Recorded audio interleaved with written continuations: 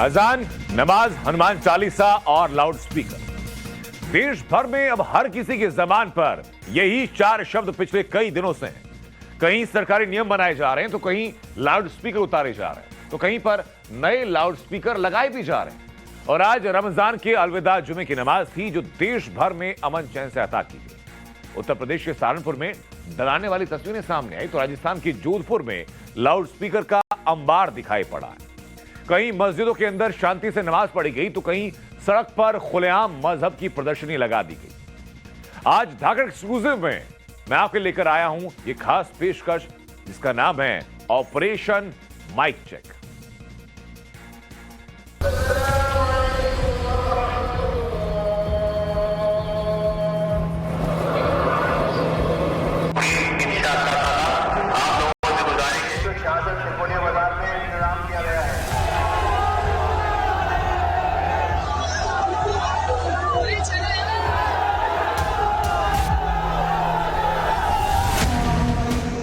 आज देश भर में अलविदा की नमाज अता की गई। उत्तर प्रदेश में सड़कों पर नमाज की मनाही है, लाउड स्पीकर पर अजान की मनाही है। यूपी में ज्यादातर जगहों पर इसका पालन हुआ, लेकिन सहारनपुर से जो तस्वीरें आई वो बिल्कुल अलग है।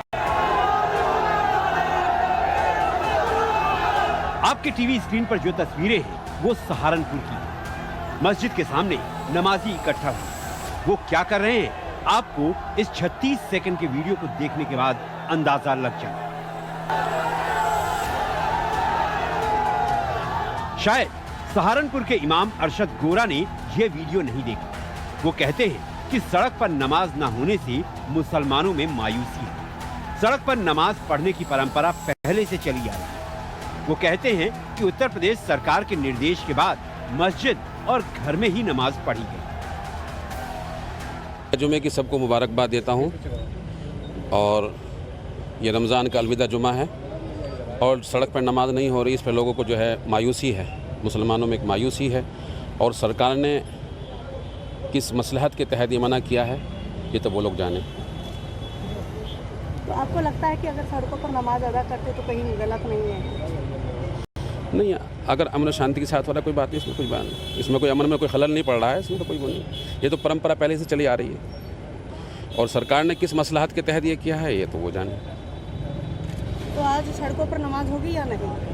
वैसे तो मना कर दिया था, हमने ऐलान करा दिया था, मना कर दिया था कि जो है अपनी अपनी मस्जिदों में पढ़ें, सड़कों पर नमाज ना पढ़ें, क्योंकि आदेश ऊपर से आए हैं, इसलिए मना किया गया था। इमाम साहब कहते हैं कि सड़क पर नमाज पढ़ने को मना कर दिया गया है।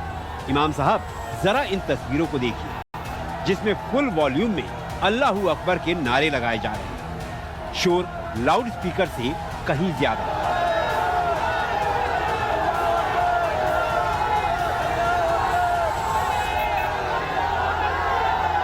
जुमे की सबको मुबारकबाद देता हूं और ये रमज़ान का अलविदा जुमा है और सड़क पर नमाज नहीं हो रही, इस पर लोगों को जो है मायूसी है, मुसलमानों में एक मायूसी है। और सरकार ने किस मसलहत के तहत ये मना किया है ये तो वो लोग जाने। तो आपको लगता है कि अगर सड़कों पर नमाज अदा करते तो कहीं गलत नहीं है? नहीं, अगर अमन शांति के साथ वाला कोई बात नहीं, इसमें कोई बात नहीं, इसमें कोई अमन में कोई खलल नहीं पड़ रहा है, इसमें तो कोई वो नहीं। ये तो परंपरा पहले से चली आ रही है और सरकार ने किस मसलहत के तहत ये किया है ये तो वो जाने।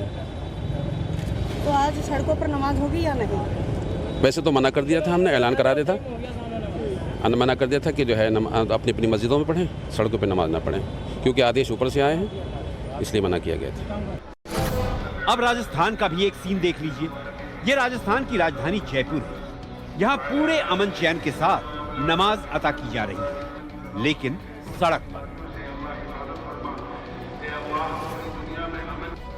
पर नमाज पढ़ते ये लोग जयपुर के हैं। बीच बाजार, बीच सड़क पर अलविदा की नमाज पढ़ी जा रही है और ट्रैफिक को इस सड़क पर आने से रोक दिया गया।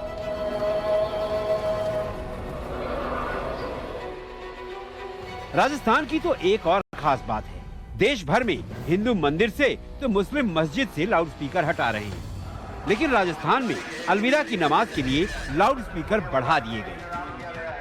जयपुर के जौहरी बाजार, सांगानेरी गेट जैसे इलाकों में लाउड स्पीकर की संख्या बढ़ाई गई। वहां से तशरीफ लाएं तो वजू कर कर आएं। कभी कहने लगेगा देश में असहिष्णुता हो गई है, कभी कहने लगेगा कि देश जो है वो पूरी तरह से असुरक्षित हो गया है। तो ये सारे के सारे ये सनकी सेकुलर सिंडिकेट के लोग, न देश की संस्कार से मतलब है उनका, न संस्कृति से मतलब है, न संकल्प से मतलब है, केवल इनका साजिशों से मतलब है। हिंदू मुस्लिम या कोई और जाति और समुदाय, आस्था का सड़क पर इस तरह का प्रदर्शन जायज नहीं ठहराया जा सकता। सहारनपुर में तमाम पाबंदियों के बाद जो हुआ वो धर्म नहीं हो सकता। Bureau report, times Now, Navbharat.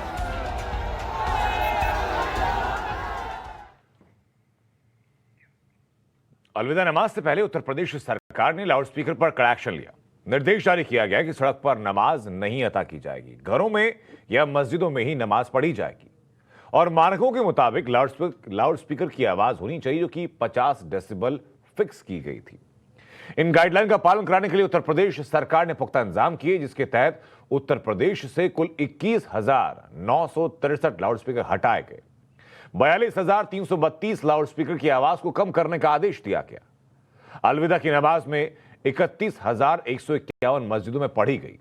Uttar Pradesh में संवेदनशील इलाके चिन्हित किए गए जो कि 2,705 रहे और ईद की नमाज के लिए 7,436 ईदगाह तय किए गए। ईद की नमाज 19,949 मस्जिदों में पढ़ी जानी है और सुरक्षा के मद्देनजर पीएससी की 46 कंपनी तैनात की गई, सीएपीएफ की 7 कंपनी और 1,492 ट्रेनिंग ऑफिसर तैनात किए गए। देश के कई शहरों से टाइम्स और नवभारत के रिपोर्टर्स ने अलविदा की नमाज पर सरकार की तैयारियों और विवादित लाउडस्पीकर का जायजा लिया। इस पर आपको एक रिपोर्ट हम दिखाते हैं।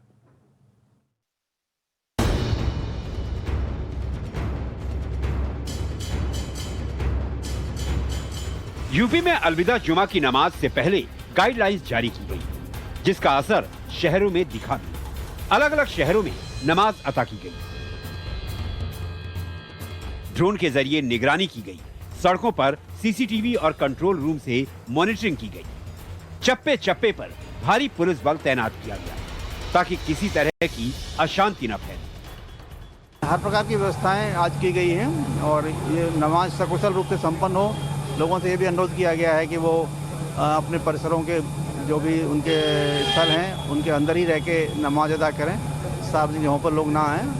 तो सभी लोगों ने अपील की है, धर्मगुरुओं ने भी इस संबंध में अपील की है। बहुत अच्छी इस तरह आज ये नमाज संपन्न होगी। पुलिस की तैयारी आपने देख ली, सहारनपुर में हंगामा भी देखा। अब हम आपको उत्तर प्रदेश के लखनऊ लेकर चलते हैं, जहां से टाइम्स नाउ नवभारत संवाददाता मनीष यादव ने आपके लिए एक खास रिपोर्ट तैयार की है। अलविदा जुमा की नमाज को लेकर पुलिस प्रशासन बेहद गंभीर है। लखनऊ में हम इस वक्त मौजूद हैं। टीले वाली मस्जिद पर पुलिस का जबरदस्त सुरक्षा चक्र यहाँ पर आपको नजर आएगा। एक एडवाइजरी भी धर्मगुरुओं से संपर्क स्थापित करके जारी की गई है कि ख़ास तौर पर जो अक्सर देखा जाता है मस्जिद के बाहर सड़कों पर लोग नमाज अदा करते हैं, तो इस बार वैसी व्यवस्था नहीं रहेगी। मस्जिद परिसर में ही आपको इंतज़ाम करने होंगे जहाँ पर आप नमाज अदा कर सकते हैं। बाकी ट्रैफिक न बाधित हो, आने जाने वाले लोगों को कोई परेशानी ना हो, इसका ख़ास तौर पर ध्यान रखना होगा। इस्लामिक सेंटर ऑफ इंडिया के प्रमुख खालिद फिरंगी रशीद महली ने भी वीडियो जारी कर ये अपील की है कि मस्जिद परिसर में ही नमाज अदा करें। लखनऊ की मस्जिदों में गाइडलाइंस के मुताबिक अलविदा की नमाज अता की गई। लखनऊ के बाद आपको उत्तर प्रदेश के ही वाराणसी में अलविदा जुमे की नमाज का नजारा दिखाते हैं। धार्मिक स्थलों से या तो लाउड स्पीकर को हटा लिया गया है या फिर उसकी आवाज को कम कर दिया गया है और इसी की पड़ताल करने के लिए आज हम पहुंचे हैं काशी विश्वनाथ धाम में। इसके ठीक बगल में ज्ञानवापी मस्जिद है जिसे लेकर लंबे समय से विवाद चला आ रहा है। लगभग 3 दशकों से अदालत में मंदिर और मस्जिद को लेकर लड़ाई चली आ रही है। इस वक्त दोपहर के तकरीबन 2 बज रहे हैं और मस्जिद के अंदर इस वक्त अलविदा की जो नमाज है वो अदा की जा रही है। लेकिन हैरानी इस बात की है कि यहाँ पर जो नमाज की आवाज़ है वो मस्जिद परिसर से बाहर बिल्कुल भी नहीं आ रही है, या यूँ कह लें कि मस्जिद जो लाउड स्पीकर की आवाज़ है वो बेहद कम है और इसकी आवाज़ बाहर तक नहीं आ पा रही है। हम यहाँ के कुछ स्थानीय लोग हैं, उनसे भी जानने की कोशिश करते हैं क्या वाकई यहाँ पर जो नमाज की आवाज़ है पहले से भी कम है या फिर जो सरकार ने नया आदेश जारी किया है उसके मुताबिक वो अब कम है। क्या लगता है? क्या नाम है आपका? प्रिंस केसरी। प्रिंस, ये बताइए कि यहाँ पर नमाज अदा की जा रही है अलविदा की, इसकी आवाज आप सुन पा रहे हैं? नहीं सर, बाहर तक आवाज नहीं आती इसकी। यूपी में सहारनपुर के अलावा योगी सरकार की गाइडलाइंस के मुताबिक ही अलविदा जुमे की नमाज अता की गई, लेकिन राजस्थान में सीन बिल्कुल उल्टा है। यहाँ अलविदा की नमाज के लिए लाउड स्पीकर बढ़ाए गए, सड़क पर नमाज पढ़ने की इजाजत भी दी गई। अब आपको बिहार के पटना का हाल दिखाते हैं। पटना में किस तरह से अजान के बाद भी मस्जिदों से जो तकरीरें हैं वो लगातार पढ़ी जा रही है, वो तस्वीर आपको दिखा रहे हैं। वो आवाज आप सुनिए, लगातार पिछले 10 मिनट से ये जो लाउड स्पीकर लगे हुए हैं मस्जिद के ऊपर, वहां से जो तकरीरें हैं वो पढ़ी जा रही है। और आवाज देखिए कितनी तेज आवाज है, यहाँ लगभग 80 डेसिबल से अधिक आवाज यहाँ भी अभी दिख रहा है, जो हमारे मीटर में दिख रहा है। चूंकि तेज धूप है इसलिए उसको अच्छी तरह से दिखा नहीं पा रहे हैं। तो जब यहाँ आप देखिए 80 से ऊपर डेसिबल जो है फ्लक्चुएटिंग है, और यहाँ पर वो उस तरह की आवाज यहाँ पर है। और समझिए ये पूरा रिहायशी इलाका है, काफी लोग यहाँ पर रह रहे हैं। पटना स्टेशन के बगल का ये इलाका है, और यहाँ पर इस तरह से पिछले 10 मिनट से जो मस्जिद के ऊपर लाउड स्पीकर लगे हैं उससे इस तरह से तकरीरें पढ़ी जा रही है। इस आवाज से लोगों को कितनी परेशानी होती है वो देखिए। यहाँ पर लोग जो है हम उन्हीं से बात करते हैं। क्या कितनी दिक्कत होती है आप लोगों को इस तरह से आवाज जो आ रही है? देखिए, सबसे पहले तो हम ये कहेंगे कि किसी धर्म में ये नहीं लिखा है कि आप अपने धर्म का प्रचार दूसरे को तंग करके करें। पटना में लाउड स्पीकर फुल वॉल्यूम के साथ बज रहा है। यहाँ नियम ताक पर रखे गए हैं। मस्जिदों से लगातार 10 से 15 मिनट तक अजान और तकरीरों की आवाज आती रहती है। राजस्थान और बिहार में तो नियमों का पालन नहीं किया जा रहा है, लेकिन उत्तर प्रदेश में नियमों के मुताबिक नमाज अता की गई। एक कंपटीशन चल गया था कि तेरे भोपू से मेरा भोपू बहुत ज्यादा आवाज कर रहा है, और किसी ने एक भोपू लगाया तो उसने कहा हम 4 भोपू लगाएंगे। ये भोपू जो है किसी की आस्था के प्रकटीकरण का प्रमाण नहीं हो सकता।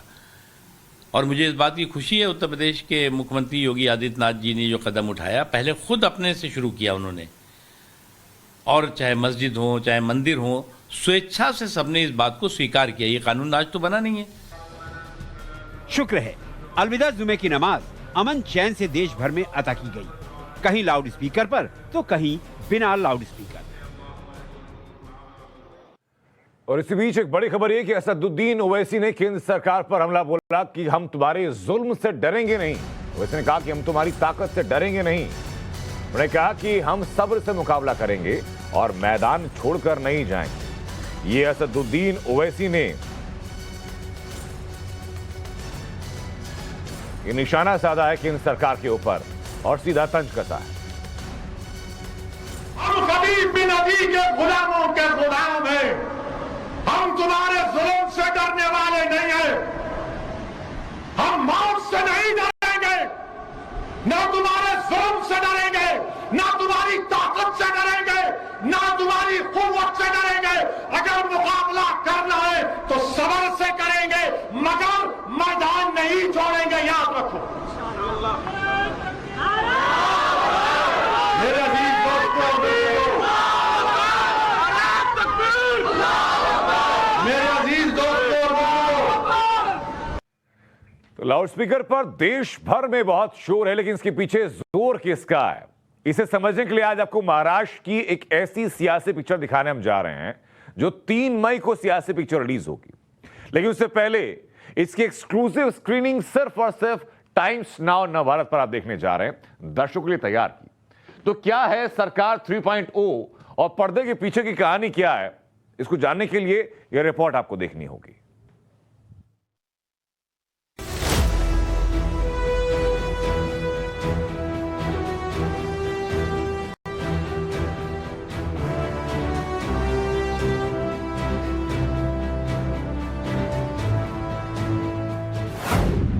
एक सियासी फिल्म सरकार 3.0।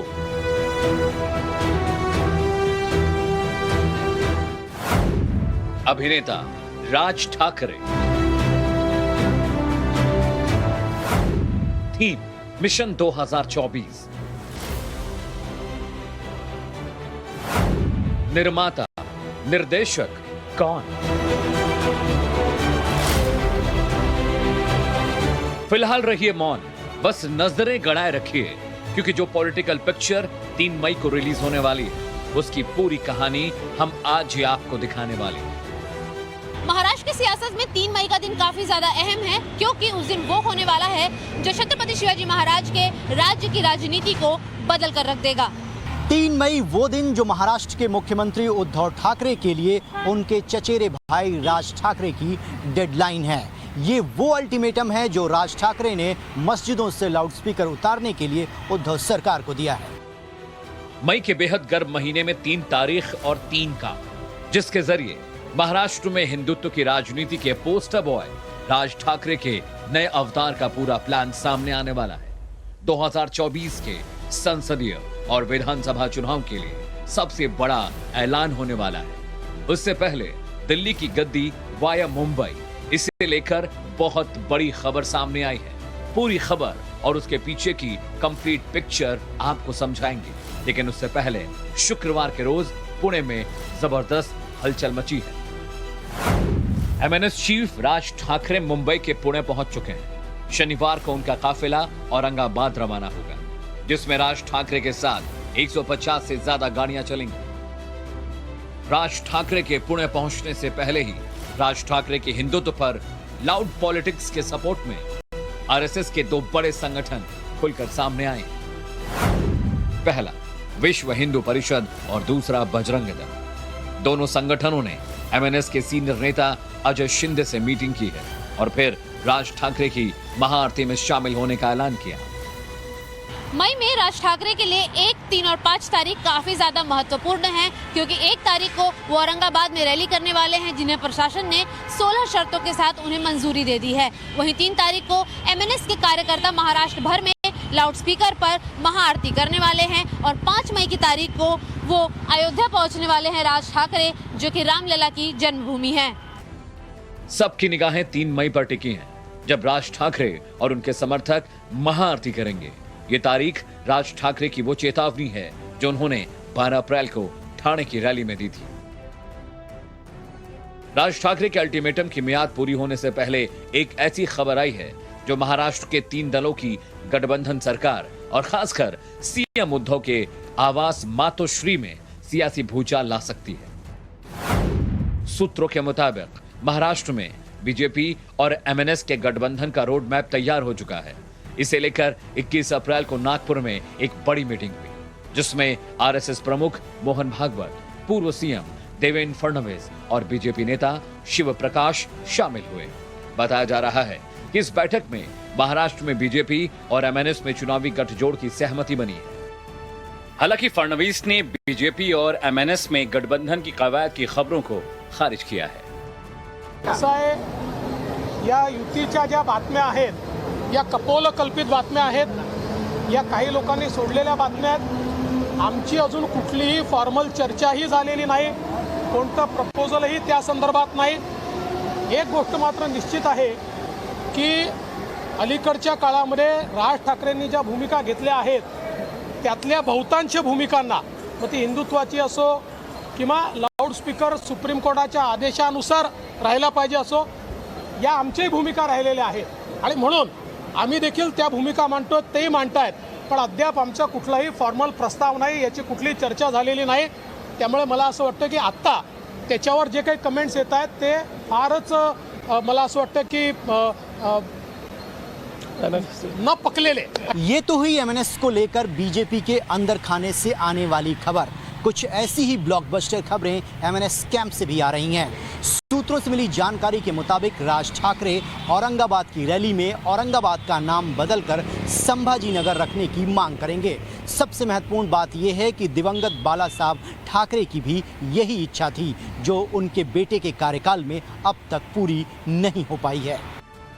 राज ठाकरे 1 मई की रैली में इलाहाबाद का नाम प्रयागराज रखने के लिए यूपी के मुख्यमंत्री योगी आदित्यनाथ की तारीफ भी करेंगे। वैसे राज ठाकरे लाउडस्पीकर के मुद्दे पर योगी आदित्यनाथ की तारीफ खुल्लम खुल्ला कर चुके हैं, लेकिन इसके साथ ही उन्होंने अपने चचेरे भाई उद्धव पर कुछ इस अंदाज में तंज कसा जिसकी टीस यकीनन मातोश्री में भी महसूस की जा रही होगी।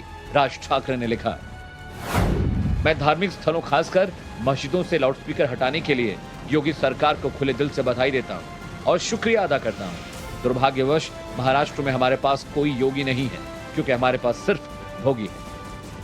राज ठाकरे ही नहीं, देवेंद्र फडणवीस की पत्नी अमृता फडणवीस ने भी सोशल मीडिया के जरिए हमला बोलते हुए लिखा, ऐ भोगी कुछ तो सीख हमारे योगी से। साफ है यहां भोगी के लिए इशारा उद्धव ठाकरे की तरफ है। उद्धव ठाकरे पर तंज की तलवार चलाने और 1 मई को औरंगाबाद में रैली और फिर 3 मई को सियासी महाआरती के बाद राज ठाकरे 5 मई को अयोध्या जाएंगे। यहां रामलला के दर्शन के बाद 6 मई को वो लखनऊ भी जाएंगे, जहां उनकी मुलाकात सीएम योगी आदित्यनाथ से होगी। राज ठाकरे साहब 5 जून को अयोध्या जा रहे हैं। वो 4 जून में उधर पहुंचेंगे और वहाँ के मुख्यमंत्री योगी साहब को मिलेंगे। वो मिलने की बात जब से मीडिया ने सुनी है, तब से मीडिया वाले एक मुद्दा उठा रहे हैं कि मनसे और भाजपा की युति होने वाली है। ये मीडिया का न्यूज़ है, हमारी पार्टी की ओर से हमें ऐसा कुछ न्यूज़ आया नहीं है। अगर आगे चल के फ्लो में अगर बीजेपी और मनसे में युति होती है तो हम उसका वेलकम करते हैं, और ऐसी कोई बात फिलहाल तो अभी तय नहीं हुई है। आगे चल के तो महाराष्ट्र की पॉलिटिकल स्क्रीन पर सरकार 3.0 कैसे बन रही है, इसका ट्रेलर आपने देख लिया।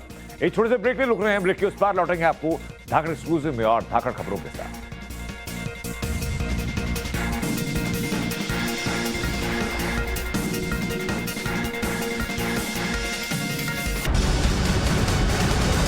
काबुल में ब्लास्ट हुआ है। काबुल की मस्जिद में ब्लास्ट हुआ। ब्लास्ट में 10 लोगों की मौत हो गई। इसमें करीब 20 से ज्यादा लोग घायल हुए हैं, जबकि 10 लोगों की मौत होगी। ब्लास्ट के पीछे किस संगठन का हाथ है, यह फिलहाल साफ नहीं हो पाया।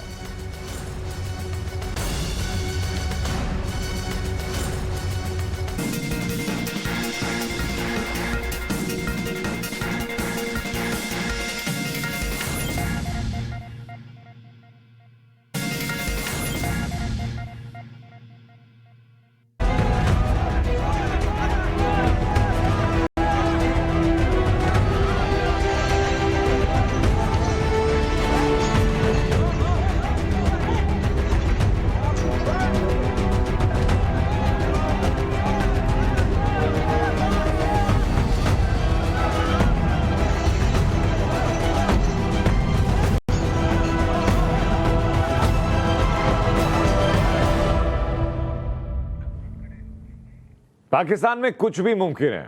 प्रधानमंत्री को जनता अपशब्द कहती है। पूर्व डिप्टी स्पीकर खाना खाते खाते पिट जाते हैं। यही पाकिस्तान है। पाकिस्तान के प्रधानमंत्री शहबाज शरीफ सऊदी अरब कर्ज मांगने पहुंचे। वहां कुछ पाकिस्तानी नागरिकों ने अपशब्दों के नारे लगाए। तो इस्लामाबाद में रेस्टोरेंट में खाना खा रहे इमरान के यार कासिम सूरी को किसी ने पीट दिया। क्या पूरा घटनाक्रम क्या है ये, और सऊदी अरब और इस्लामाबाद में हुई घटनाओं का संबंध क्या है, दिखाते हैं इस रिपोर्ट के जरिए आपको।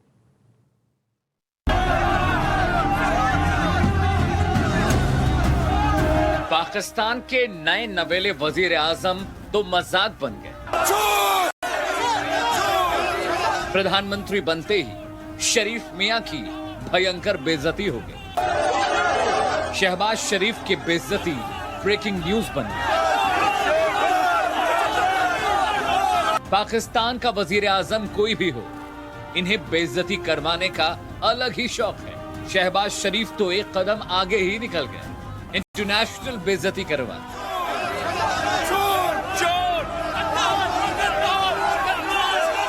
शहबाज शरीफ अपने मंत्रिमंडल के साथ सऊदी के दौरे पर गए। वहां मस्जिद नबवी में पहुंचे, लेकिन वहां उनका स्वागत कैसे हुआ आप खुद देखिए।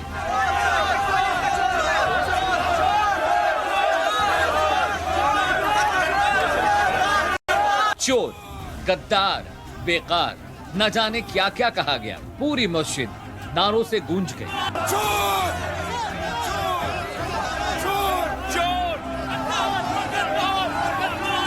जब नारेबाजी हो रही थी, तब शहबाज शरीफ की पार्टी नेता और पाकिस्तान की नई कैबिनेट मंत्री मरियम औरंगजेब भी वहां मौजूद थी। मरियम इस नारेबाजी के बीच में मुस्कुराते हुए आगे बढ़ती जा रही थी।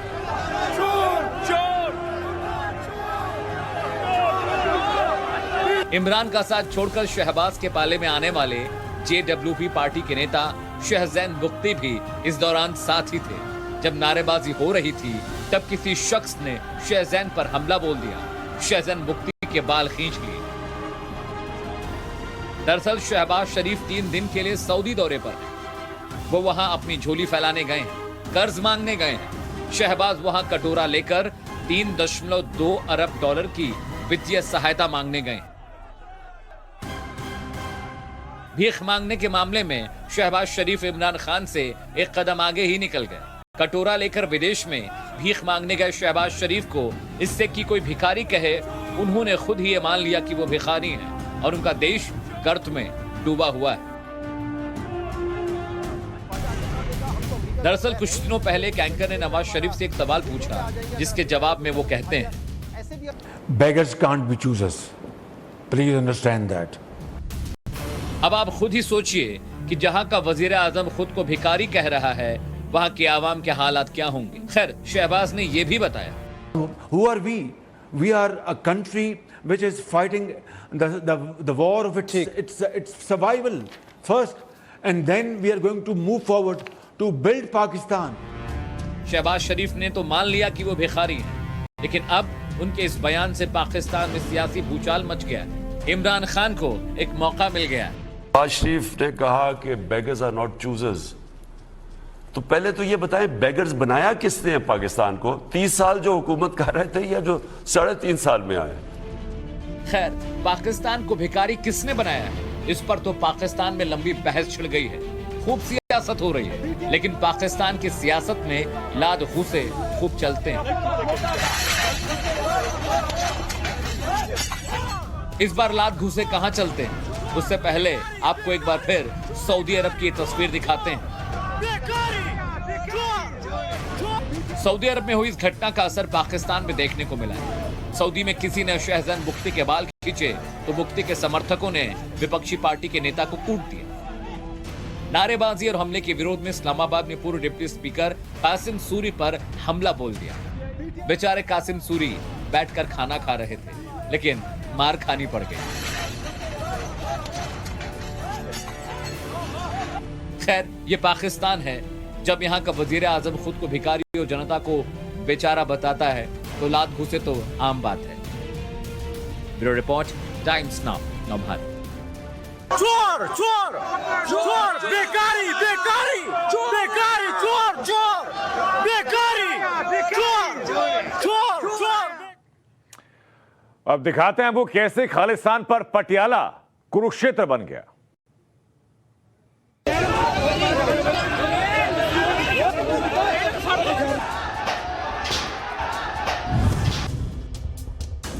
पटियाला की सड़कों पर छिड़ी महाभारत।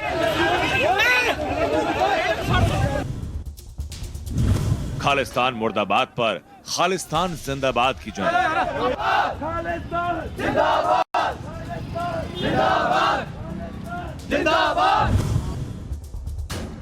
खालिस्तान पर 2 समुदायों पर भड़की हिंसा।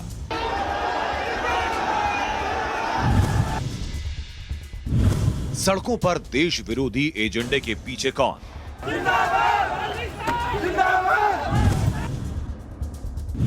कौन है जो खुलेआम तलवार लहरा रहे हैं?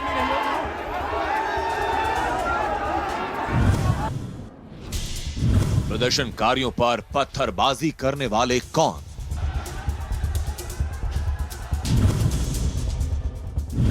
खालिस्तान पर पटियाला बना कुरुक्षेत्र। और इस बीच एक बड़ी खबर सामने है, जहां पटियाला में झड़प के बाद धारा 144 वहां लागू कर दी गई है। शाम 7 बजे से लेकर के सुबह 6 बजे तक पटियाला में कर्फ्यू रहेगा। मान सरकार ने कर्फ्यू लगाने का फैसला लिया। सीएम मान ने हाई लेवल बैठक भी की है इस संबंध में, और डीजीपी समेत तमाम बड़ी अधिकारियों के साथ बैठक करते हुए ये सुनिश्चित करने के निर्देश दिए गए कि अब कोई हिंसा या किसी भी तरह की कोई भी अप्रिय घटना वहां ना हो पाए।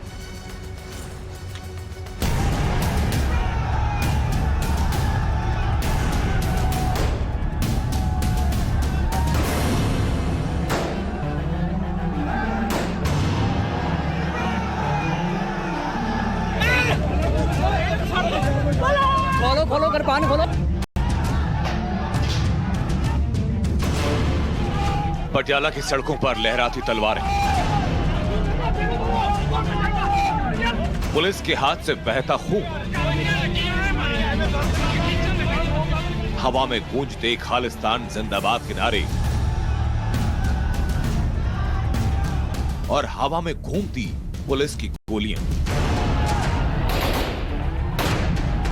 ये गवाही दे रहे हैं कि देश को बांटने की कोशिश करने वाले खालिस्तान आंदोलन 80 और 90 के दशक में देश में अराजकता फैलाने वाले खालिस्तानी विचारधारा के निशान आज भी लोगों के जहन में जिंदा। पटियाला में शिवसेना कार्यकर्ताओं की तरफ से मार्च निकाला गया, नारे लगाए गए खालिस्तान के विरोध में, पुतला फूंका खालिस्तान का। लेकिन वहां मौजूद कुछ कुंठित लोगों को यह नागवार गुजरा और ऐतराज ऐसा कि सड़कों पर मानो तलवारें बिछा दी गईं। दिमाग में पागलपन ऐसा कि मानो खालिस्तान का विरोध करने वालों के खून से सड़कों को रंग देंगे।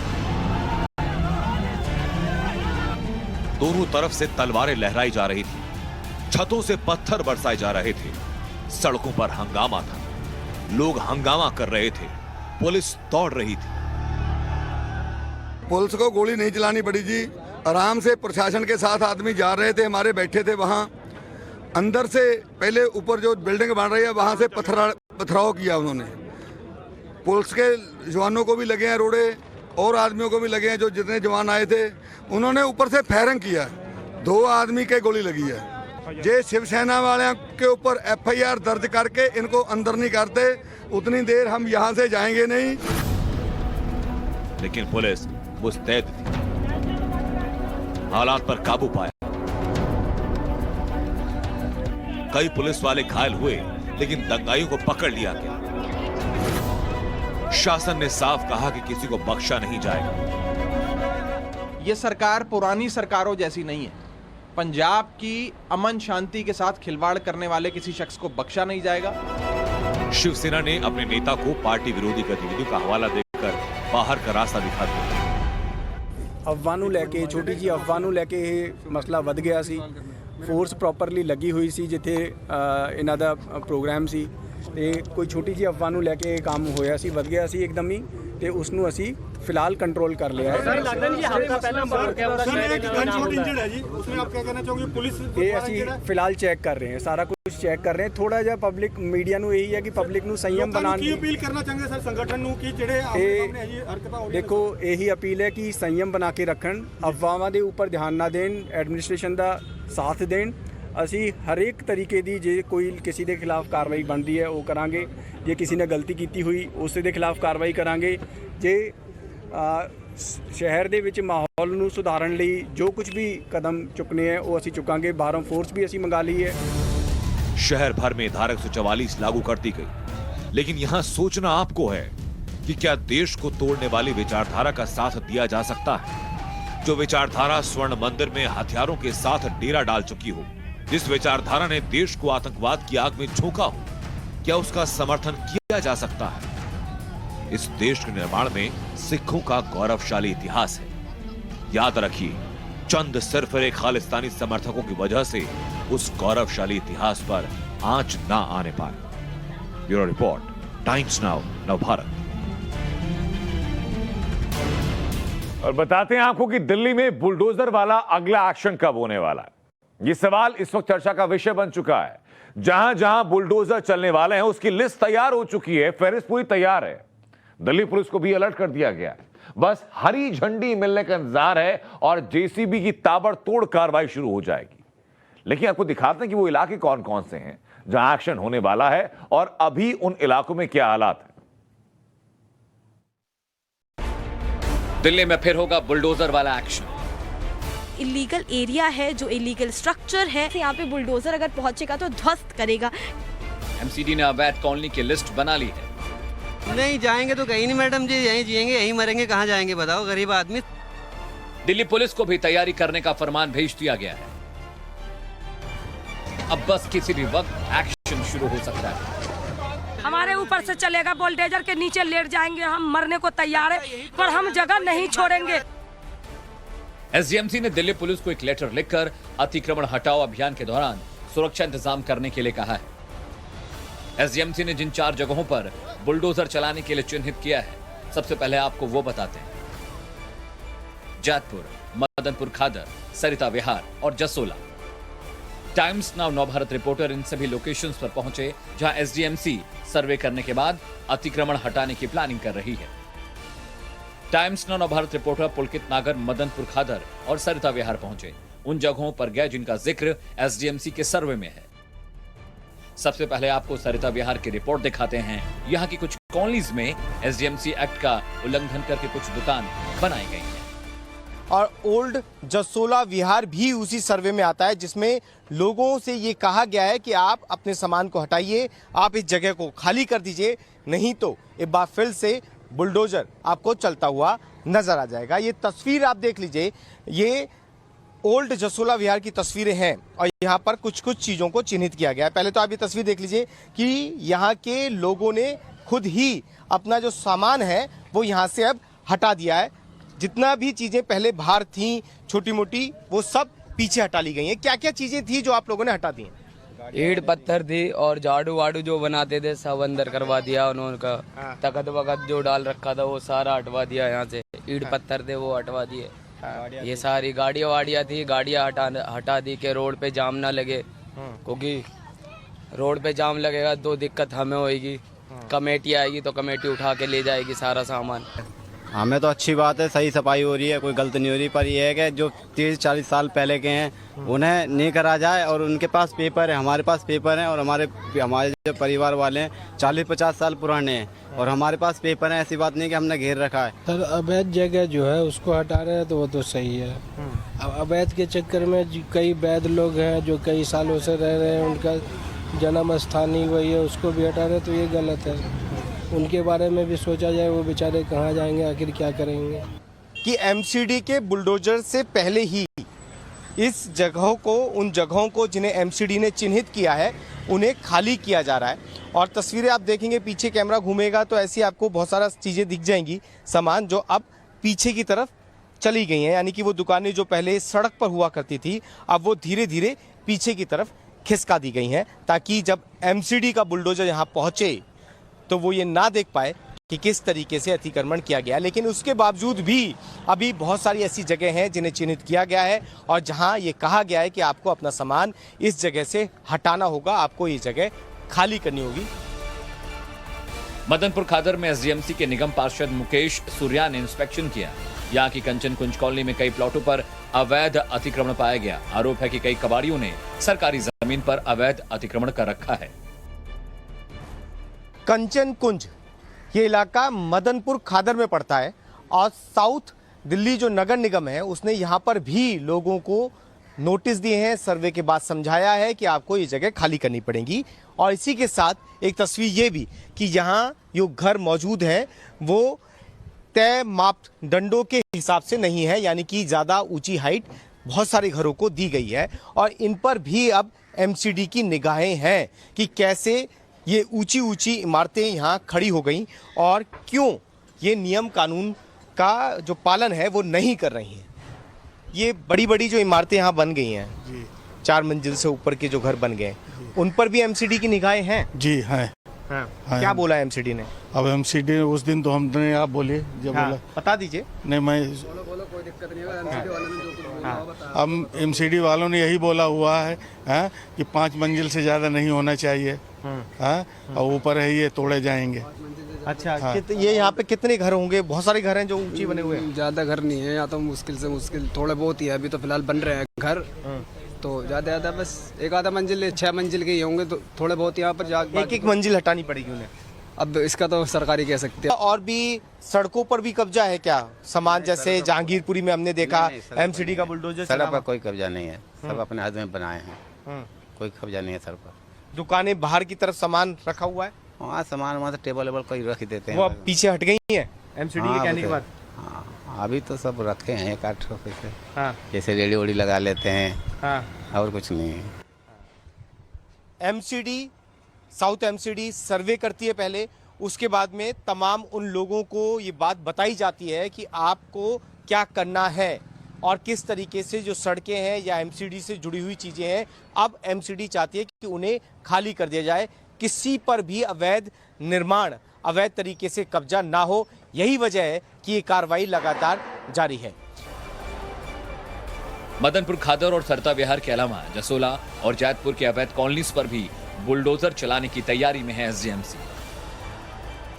यहां भी times Now Navbharat reporter Harsha Chandwani पहुंची और जानने की कोशिश की कि आखिर वो कौन से इलाके हैं, वो क्या कंस्ट्रक्शन है जिसे एसडीएमसी हटाने वाली है। हम जसोला की तस्वीर अब और इस बीच बड़ी खबर यह कि प्रधानमंत्री मोदी ने सिख प्रतिनिधिमंडल से मुलाकात की है और कहा कि सिख समुदाय से मेरा गहरा रिश्ता है। उन्होंने कहा कि सिख गुरुओं के साहस की शिक्षा मिली, आजादी में सिख समुदाय का बड़ा योगदान रहा। सिखों के बिना भारत का इतिहास पूरा नहीं। सिख परंपरा एक भारत श्रेष्ठ भारत की मिसाल है। उन्होंने कहा कि विदेशों में सिख समुदाय ने अपनी छाप छोड़ी है और सिख समुदाय सिख गुरुओं की जो प्रेरणाएं हैं वो आजीवन स्मरण करने वाली है। हमारे भारतीय डायस्पोरा को तो मैं हमेशा भारत का राष्ट्रदूत मानता रहा हूं। सरकार जो भेजती है वो तो राजदूत है, लेकिन आप जो है राष्ट्रदूत है। आप सभी भारत से बाहर मां भारती की बुलंद आवाज है, बुलंद पहचान है।